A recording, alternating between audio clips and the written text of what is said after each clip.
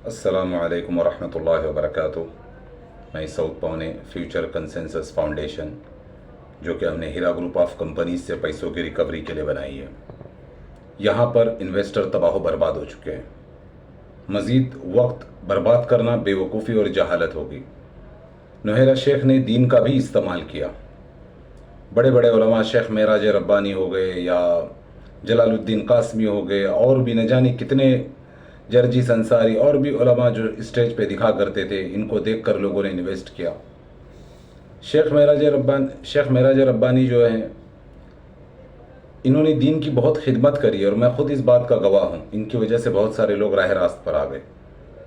और नौहेरा शेख ने इनका इस्तेमाल किस तरह किया, जब इन पर कोई केस हुआ था और इन्हें जेल में डाल दिया गया था, इनको फंसाया गया था, तो नौहेरा शेख ने उस वक्त इनको रिहा करवाया, इनका केस लड़ा या जो भी हुआ और ये इनकी रिहाई हुई। और इस बात का पूरा पूरा फ़ायदा उसकी कंपनी को, हीरा ग्रुप ऑफ कंपनीज़ को हुआ। एक पॉजिटिव मैसेज गया मुसलमानों के बीच में, क्योंकि शेख मेराज रब्बानी हफ़िज़हुल्लाह की बहुत ज़्यादा फॉलोइंग थी। और एक ऐसा मैसेज गया कि इंटरेस्ट फ्री बिज़नेस हो रहा है, एक कंपनी है जो बिल्कुल इस्लामिक है, और लोगों ने उसमें धड़ाधड़ पैसे लगाए। MEDSO ने भी सबको यही बोला, कम टुवर्ड्स इंटरेस्ट फ्री वर्ल्ड, और पैसा लगाया गया और लोग तबाह बर्बाद हो गए। आज मेराज रब्बानी बिल्कुल खामोश है। आज वो तमाम अहले हदीस उलमा खामोश है, लेकिन आज उनको खामोश नहीं रहना चाहिए, उनको बोलना चाहिए, क्योंकि यहाँ पर मुसलमान तबाह बर्बाद हो चुके हैं। बेचारे जो डेली कमाने वाले, रोज़ कमाने वाले, 200-500 रुपये कमाने वाले अपना लाखों रुपये यहाँ लगा चुके और आज भीख मांगने को मजबूर है। मैं यहाँ पर अभी आप लोगों को दिखाता हूँ एक एक फ़ोटोज़। ये जो MEDSA है, इसका नाम है, ये लोग क्या करते थे फिर बताता हूँ। ये है मोहम्मद जावेद हुसैन, ये कलकत्ता से इसका ताल्लुक़ है। और ये है जावेद अहमद भटकल, और ये है यासीन मोहम्मद मिगरी, ये भी भटकल का है।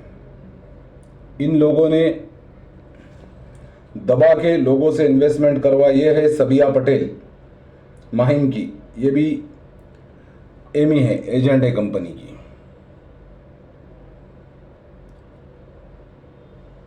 इसने भी बहुत पैसे लगाए लोगों के। ये है सलमा ढलानी, इसने भी, ये भी एमी है।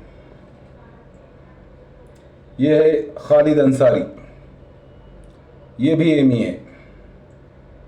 ये है फरहत परवीन, ये है सलाहुद्दीन महालदार, इसने भी इन्वेस्टमेंट करवाया।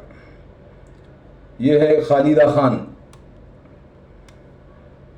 ये है सैयद शाहिद मीरा रोड का, और ये वहाँ पर एक जिम का मालिक भी है। और इसकी मैं अभी आगे और बताऊंगा आप लोगों को।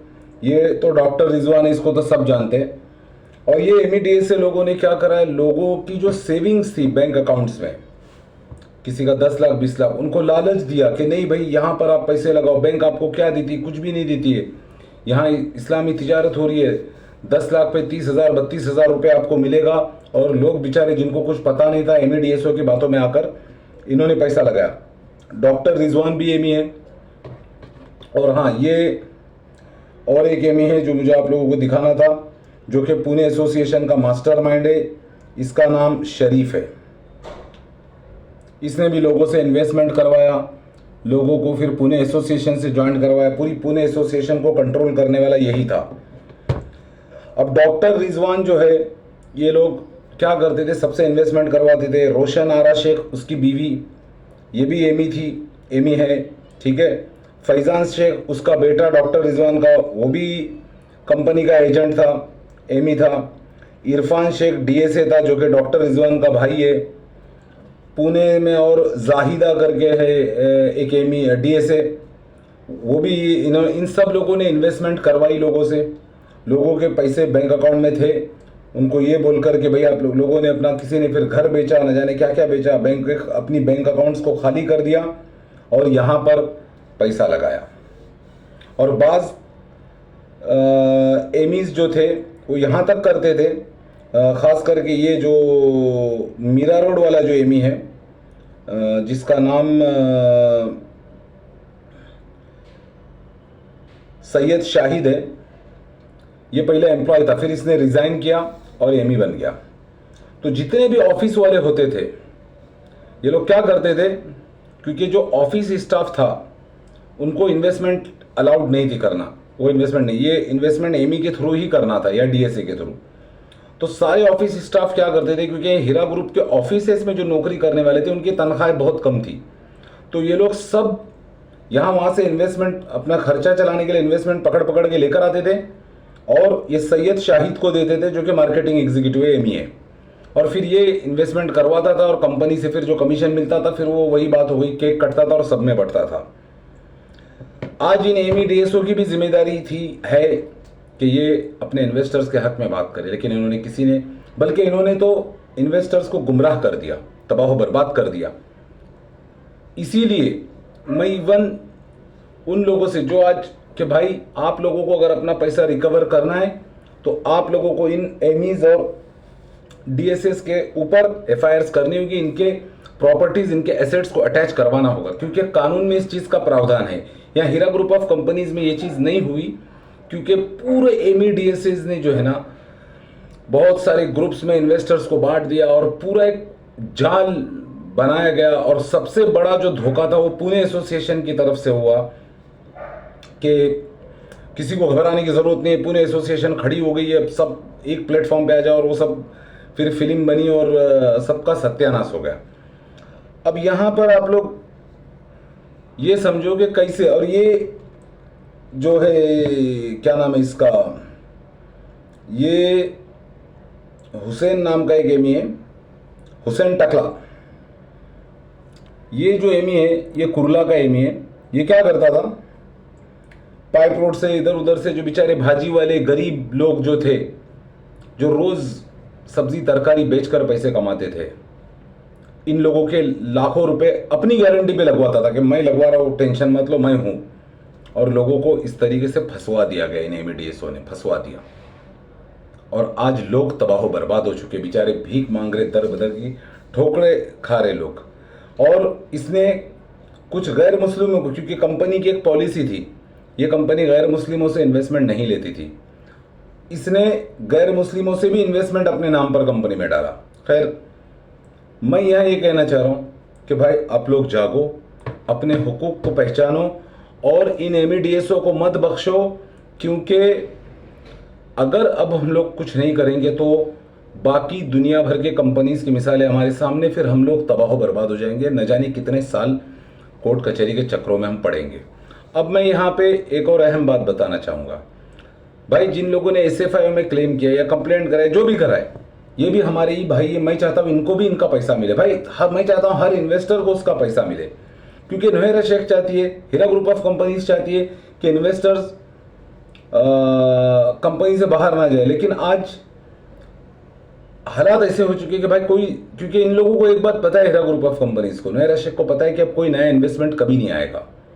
तो यहाँ पर एक समझने वाली बात है, जिन लोगों ने एसएफआई में क्लेम किया है, अब भाई वो जो प्रॉपर्टी जो है टोली चौकी की, वो डिस्प्यूटेड प्रॉपर्टी है, और कुछ ना कुछ एक नया लॉलीपॉप, एक नया फितना और तारीख पे तारीख हो रही है बेचारे एसएफआई वालों की। तो मैं आप लोगों से, एसएफआई वालों से भी ये कहना चाहूँगा कि भाई आप लोगों ने क्लेम करके बहुत अच्छा किया है, हम आपके साथ हैं, हमारी एसोसिएशन आपके साथ है। आप लोग जिन जिन एमीज डीएसएस के थ्रू आप लोगों ने इन्वेस्टमेंट करी थी, उन एमीज और डीएसएस पर आप लोग फ्रेश एफआईआर्स करो और इनके भी एसेट्स और प्रॉपर्टीज को अटैच करवाओ, ताकि इन्वेस्टर्स की रिकवरी हो जाए। ये बहुत जरूरी है। अब अगर हम लोग फालतूगिरी में पड़े रहेंगे और ग्रुपबाजी में लगे रहेंगे, व्हाट्सएप के ग्रुपों में खाली बजते रहेंगे ना, तो अल्लाह कसम हम लोगों का तो कुछ भला नहीं होगा, सारा फायदा नुहेरा शेख का होने वाला है। मैं बार बार कह रहा हूं कि यहां बहुत कुछ गलत हुआ है और बहुत कुछ गलत हो रहा है, इन्वेस्टर्स के पैसों का नाजायज इस्तेमाल हो रहा है। मैंने 2 नोटिसेस भेजे नुहेरा शेख को, लेकिन उसने कोई मेरा जवाब नहीं दिया, मेरी एसोसिएशन को इग्नोर किया। ये एक रजिस्टर्ड एसोसिएशन है और इसमें जो मेंबर्स जुड़े हुए हैं हमारे ये नोहेरा शेख के कंपनी में इन्होंने इन्वेस्ट किया, अपना सरमाया लगाई, ये वो लोग हैं। और हमारा पूरा हक बनता है कि कहाँ क्या मसला है, हम ब्लाइंडली नोहेरा शेख पर भरोसा करके नहीं बैठ सकते। ये इस्लाम भी ऐसा नहीं कहता है कि ब्लाइंडली आप किसी के ऊपर भरोसा करके किसी की अंधी तकलीद करो, ये बिल्कुल गलत है। नोहेरा शेख को चाहिए कि वो जवाब दे, क्यों जवाब नहीं दे पा रहे। और भाई मैं जो सवालात उठा रहा हूँ बिल्कुल जायज़ और वाजिब सवालात उठा रहा हूँ। जब ये प्रॉब्लम आई थी, ये तो प्रॉब्लम इंडिया में थी।